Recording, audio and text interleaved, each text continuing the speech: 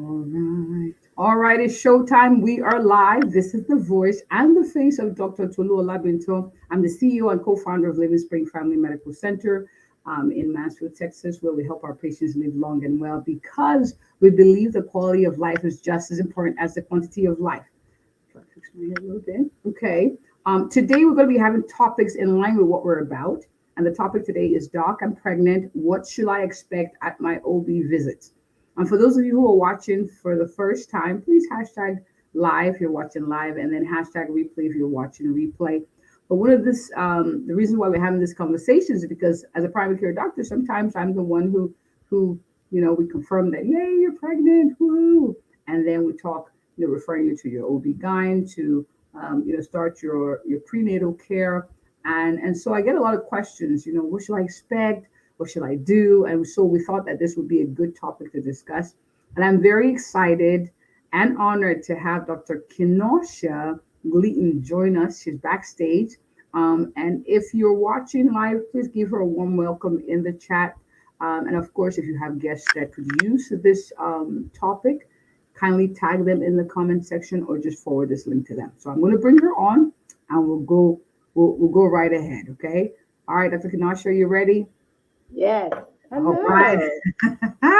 Welcome. How are you doing, Doc? I'm doing great. Thank you for having me on, Tolu. Oh, my pleasure. And thank you for taking time out of your busy schedule to do this with us. Now, that being said, we're going to go straight to the topic. Could you kindly introduce yourself, Doc? Who are you and what do you do? Yes. So I am Dr. Kenosha Gleaton. I am a board certified OBGYN. I practice in Charleston, South Carolina. And I recently, not recently, I guess 2.5 years ago, opened a private practice called the FE Center, where we focus on women's wellness. So we do pregnancy, GYN, and we also focus on the spiritual well-being, physical as well as emotional well-being of women. And so we try to offer a comprehensive experience at our center. I'm also the medical advisor of Natalist, which is a prenatal / fertility company that sells products, but basically focuses on making sure that women have scientifically backed information for their pregnancy. Awesome.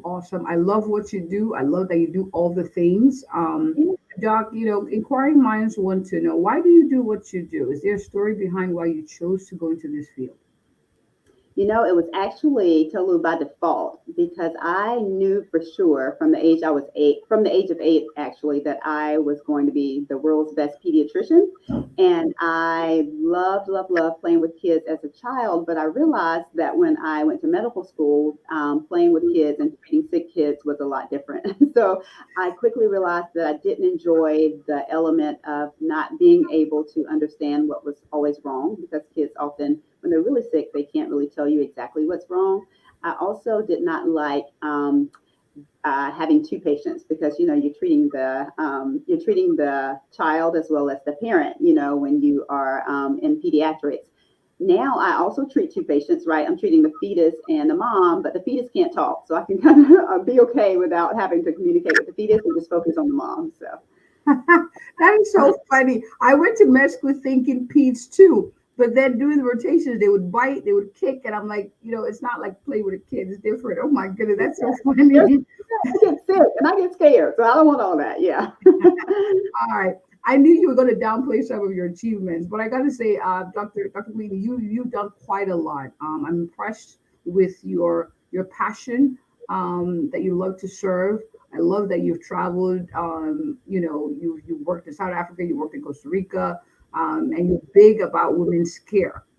And I wanted to highlight that you were recently named a healthcare hero by the Charleston Regional Business Journal. Okay, so I wanted to shout you out because what you're doing is making an impact, and so thank you for what you do, Doc. Um, Now that Yeah. being said, my next question to you is this: someone is just got pregnant, found out they're pregnant, confirmation excited, and they're asking, well, how often should I schedule prenatal visits, or when is the best time, quote unquote? And I know this is a loaded question, but when is the best time to start your prenatal visit? What would you say, Doc? Yeah, so most OB practices want to see you between 6 and 9 weeks of pregnancy. So that does not mean you should wait until you're 6 to 9 weeks to call the office, because most offices are fairly busy, and visits are typically 30-minute visits. So there has to be some time allocated for that. So I encourage patients to call when they first have a positive pregnancy test. And then that gives us 4 to 6 weeks to get them, in the office. So call when you first are pregnant. That is also a good time to kind of schedule like a little nurse visit where you go over your medications and make sure there's nothing that needs to happen or no meds that need to be stopped before you ever have your first visit. So it's good to go ahead and get that appointment scheduled. Awesome. Awesome. All right. So the next question is for someone who's a little apprehensive, first time pregnant, they're about 7 weeks, they have an appointment. What should they expect the first visit? How should they prepare? Like what would you say to that person?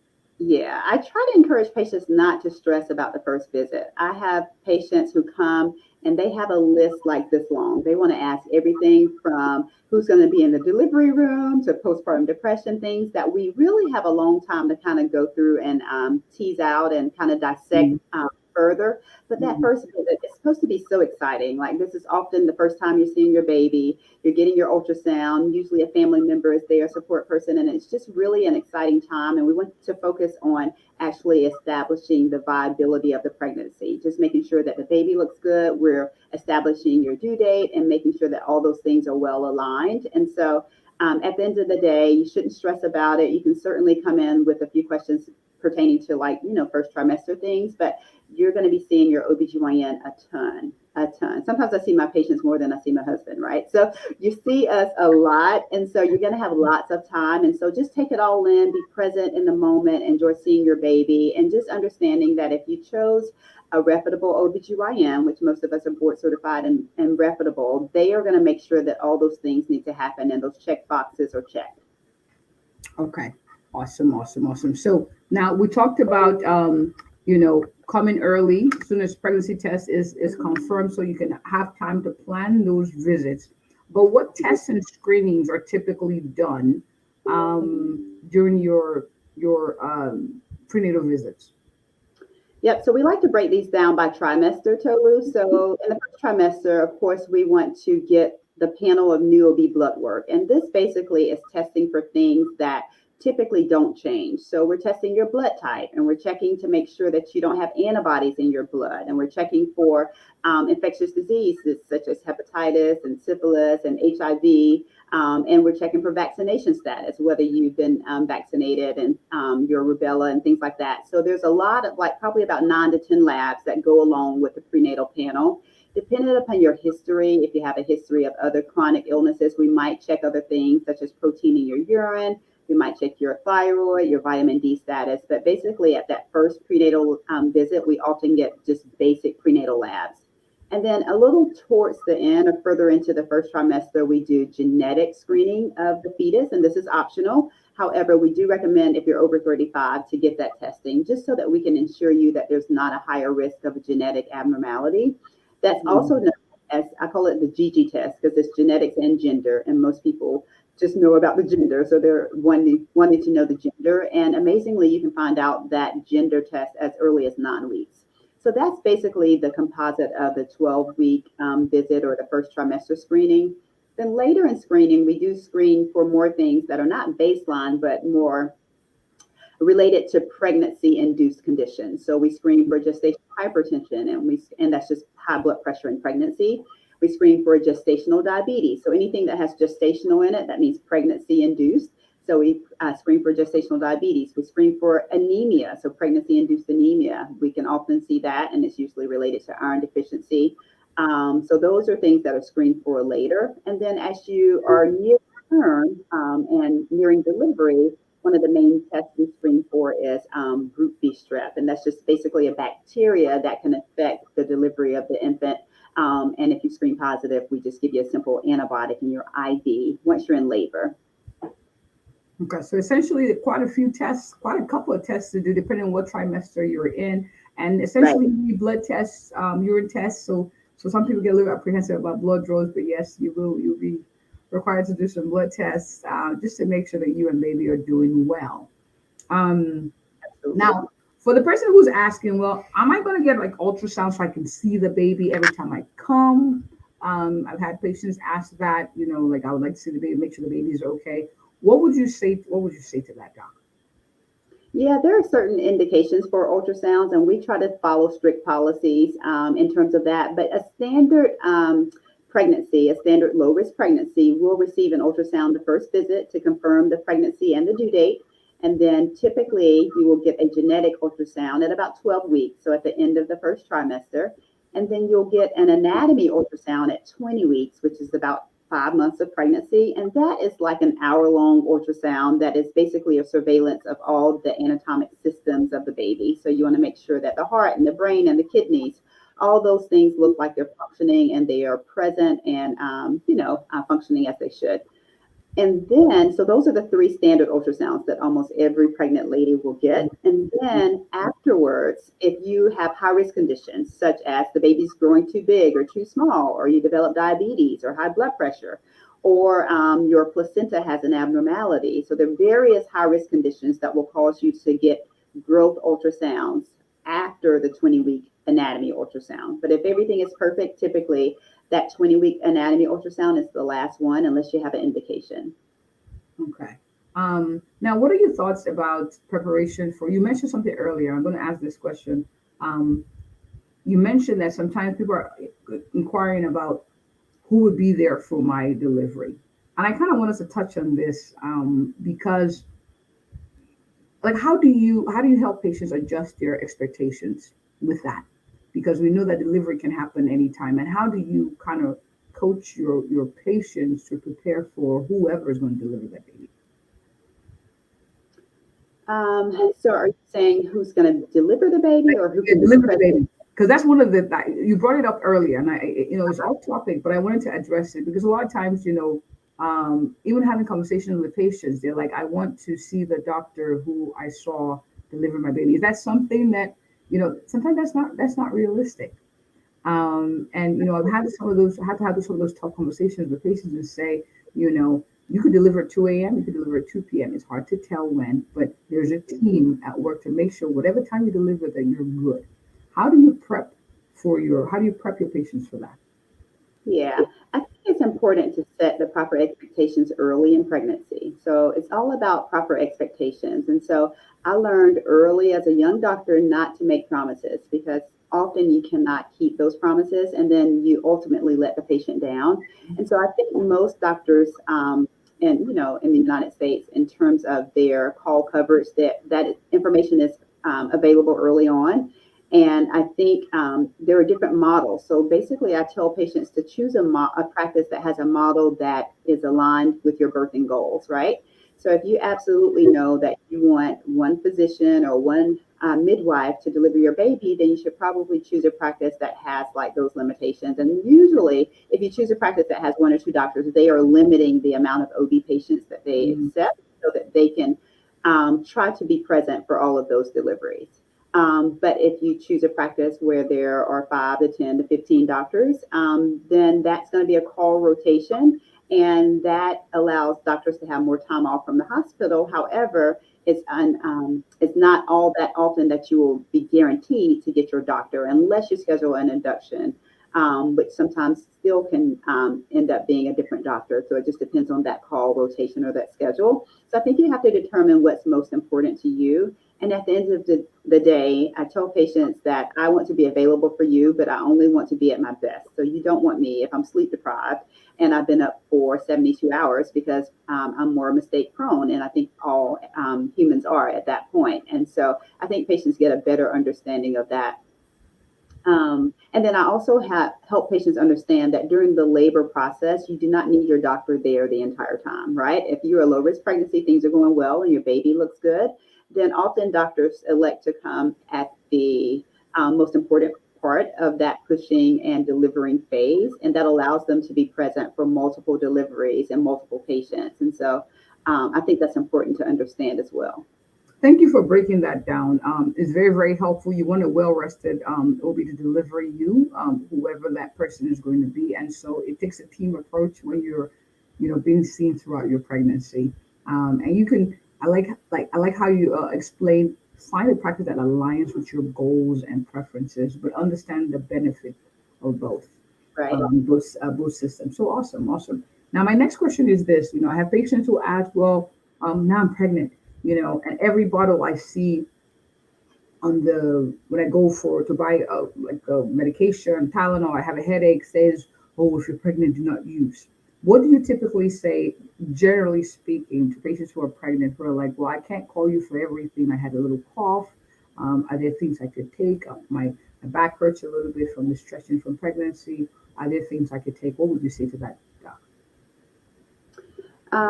So I encourage everyone to kind of reach out to their doctor, but most practices will have like a standing medication list that's safe in pregnancy. So that allows you to have some autonomy in choosing which medicine you take and which one works best for you, because there are many safe medications in pregnancy, despite what my patients often think. They don't want to take anything and they will suffer right on through and try not to take medications. But there are lots of medications that are safe, but they're usually outlined in the packet that your OBGYN will give you. And so I think if you ever have a question, you should always call and make sure that it's safe, and don't take anything if you're unclear. Often I get patients too who go to the ER and the ER doc will give them a medication and then they call me and say, hey, you know what, this doctor gave me a medicine. I want to make sure it's safe. And I think that's fine too. There's safety in numbers. And so I certainly don't mind patients calling, asking, and verifying that the medication that they're about to take is safe. Awesome. I love that. I love that they can call and confirm. They can ask questions. Now, that being said, I was going to ask this question next. What should I do? A patient asking, what should I do if I experience any complications or concerns during the pregnancy? You already touched on it, but after hours. Yeah, and I think that's important too, because I'll find patients are going to a practice and even coming to my practice and they have no idea what they should do. Should they just go to the hospital? Should they call their doctor? If they do call their doctor, is it the office number? Is it a different after hours number? And these questions should be clearly outlined so that you know exactly what to do. You don't want to wait until the hurricane happens to try to pack your bags. You want to make sure that you know exactly what to do and have these numbers readily accessible.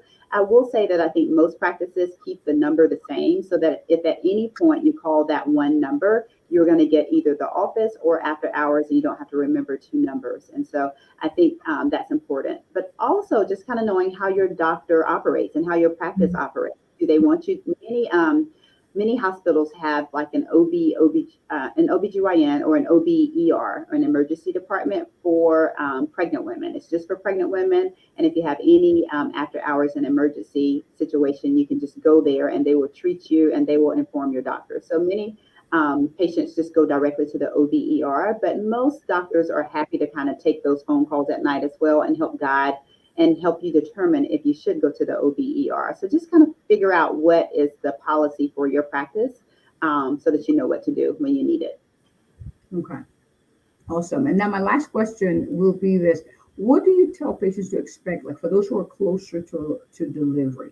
Okay, doc, I'm going in. Are we going to the labor and delivery? Some people may not have gone to take a tour of the place, so they're not sure where they're like what it's going to be like. But what would you say to them in preparation for the day of the labor and delivery visit? So I love preparedness. I feel that preparedness reduces anxiety, it reduces, and it can reduce complications on the doctor's part as well as on the patient's part. So I would say I do encourage a tour so that you kind of have been there before and you know where to go, because you don't want your water to have broken and you're contracting every 3 minutes and you're trying to find out which entrance is proper for the hospital. And you're having to go drive around the hospital and figure it out, or you're trying to find parking and all those sorts of things. And if it happens at night, then it's even that element as well. So I would say go to the hospital beforehand, even if they don't provide official tours. Most hospitals are now doing tours in person again, but even if there's not an official tour, just going and knowing where do I enter, where do I go, where's labor and delivery, which floor it's on, so that you're not having those barriers and increasing, like labor in general, it can be scary, especially for your first baby, and you don't want to have those barriers and have the extra anxiety associated with not being prepared. I love it. Find out about where the labor and delivery floor is. That's very, very important. It can be pretty awkward otherwise. So preparedness is key. Thank you so much, Doc, for all of this. A lot of information to go back and dig through. One more last question. I said that before, but are there resources? People Google a lot of things. Of course, talking to your doctor. If you're in the if you're near Dr. Gleaton's area, you can reach out to her and maybe sign up to be one of our patients as well. But for those who are saying, where can I go to find resources or support groups for pregnant women, so that way I know, that the information I'm getting is relatively good. Do you have any suggestions? I don't believe in blindly Googling information. Yeah, so definitely most local hospitals will have like pregnancy support groups that they are linked to in your area. So you could definitely reach out to your hospital or go to the women's department on your hospital website. And often they will have like certain areas or certain support groups that are in your local area.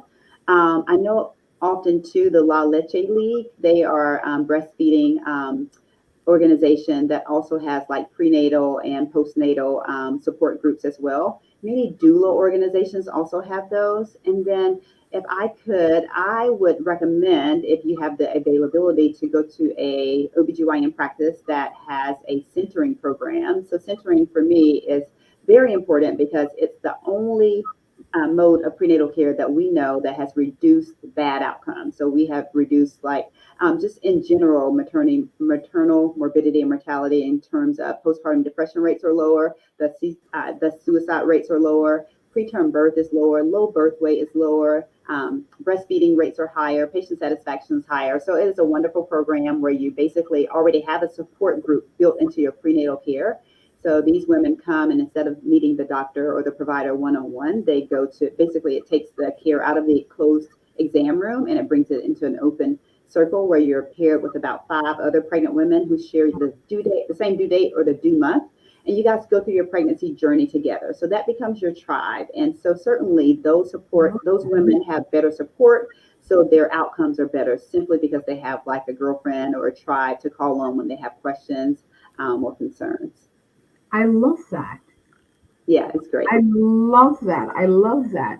Do you have that at your center? I do. That's why my office is called the Epicenter, because we focus on centering group prenatal care Okay. because of the higher risk for many of our patients. So it's a wonderful Yes, program. yes, yes, yes, yes. The rate in blacks is ridiculous. So this wow, you created this, mind blown. You created a tribe around pregnancy. Are you kidding me? I don't know why. I don't know. This is just relatively new. Yeah. This is Yeah. No, amazing. it's like pregnancy therapy because every visit they come and they sit in their circle and they have a nice like space set aside for them, and they have music and fun and snacks and relaxation and meditation. It's just a wonderful way to get care. Wow. Mhm. That's awesome. Thank you so much for sharing that. I'm Yeah. so glad that that's an option. Yeah, you've heard it for those of you who are watching. And please, by all means, those who could find this useful, for those of you who are watching live or replay, simply forward this so people know to look for these things as they plan for their pregnancy journey. There's nothing like a tribe or a support group for every phase, especially during pregnancy. So I'm glad that this is an option. Now, Doc, having said that, I know people are wondering, man, I like this doctor. This is awesome. And she has a practice that does this. Where can people find you, either to connect with you, have you come speak at their platform, or just reach out to you, Doc? Yeah, so our website is the epicentercharleston.com. We also are on Facebook, Dr. Kenosha Gleaton, as well as Instagram. And yeah, we are taking, like I said, we're in Charleston, South Carolina. We love taking new patients, and we would be happy to see anyone in the area. Awesome. And I'm putting all that information in the comment section. I'm going to try to put, let's see, you're also on. We put all that here so everybody has that. So I put it at the bottom of the screen and in the comment section so people can connect with you. But thank you so much for doing this. I appreciate you, sis. This is good. Thank you. Thanks for having me. It's like I'm so proud of you. This is beautiful. Like what you did, the last thing you shared. Oh my gosh, that is amazing, Yeah, amazing. it's a big deal. So I can't hide my excitement, man. This is good. This is good. All right. Thank you all for watching. Those of you who watch live, those of you who watch in replay, please subscribe to this channel. And if you or anyone you know is looking for an awesome, a thorough, and a compassionate family physician who have conversations like this to help you live long and well. I am she. Have a good one, everyone. Thanks again, Doc.